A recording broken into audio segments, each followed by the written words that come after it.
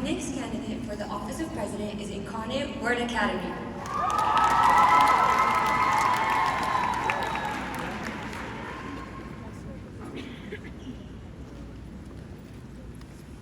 Since we were young, we've been provided with images of what a relationship might look like.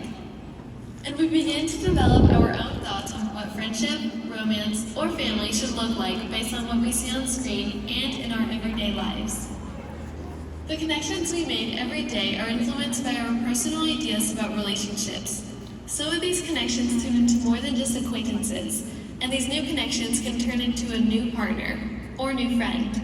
Whatever the connection, each one of us and each relationship we are a part of should be healthy and filled with love. Unfortunately, in many relationships, disrespect is being masked as love.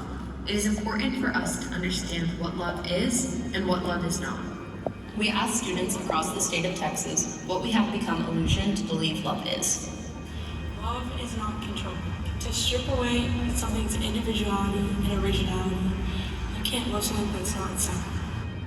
Love is not surviving, but thriving inside a relationship. Love is not forceful. Love is not violence. Love is not jealousy. Love is not competitive. Love is not painful. Love in our generation hardly lives up to the ideals of our childhood.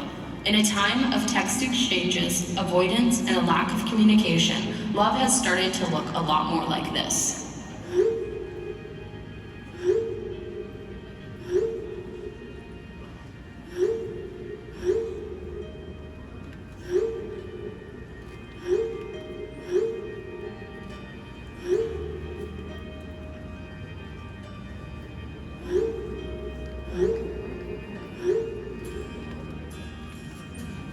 And what may start as small acts of masked disrespect can turn into more and more and more. In our state alone, 2 teenage girls lost their lives at the hands of abusive partners. Erin Rios and Kaylee Mandati show the fatality of unhealthy relationships in our state. Losing Erin has changed our family 1000%. I don't think any of us have ever been the same. She was the spark in the light of the house, and everything just got quiet. In the absence of light, there is darkness. In the absence of respect, there is no love. Each of us deserves to glow, and any relationship should enhance it. Yet so many of us find ourselves losing or dimming ourselves in relationships. We need to glow with all the brightness that we all have to offer. Love is Respect can help us encourage healthy relationships through building and understanding boundaries, teaching consent, and creating an open community where it is safe to speak up and hold each other accountable. This project begins at the individual level, establishing a foundation of self-care and value for your own dignity and worth. Our school took on Love Week this year to promote self-love and demonstrate how it can impact the relationships you have with others. Building on this foundation of self-respect, it transitions to how we treat others and the treatment we receive from others, allowing us to understand what respectful, loving, interpersonal relationships should look like. We accomplish this goal through lessons on personal boundaries, consent, identifying areas of concern in a relationship, and having difficult conversations. Our entire student body has made a commitment to healthy relationships and speaking up when they see something wrong. Taking the love is respect mindset into our relationships allows us to convey how we expect to be treated and indicates our commitment to treating others with consideration. Love is Respect reminds us to be a positive force in the lives of others and ourselves. It's easy to think that abuse is a thing that happens to others, but this issue impacts more people than you think. 1 in 3 U.S. teens will experience physical, sexual, or emotional abuse from someone they're in a relationship with before becoming adults. If we apply these statistics to our schools, that means if you're at a school of 300 students, then you may be walking down the halls with 100 students whom this is impacting.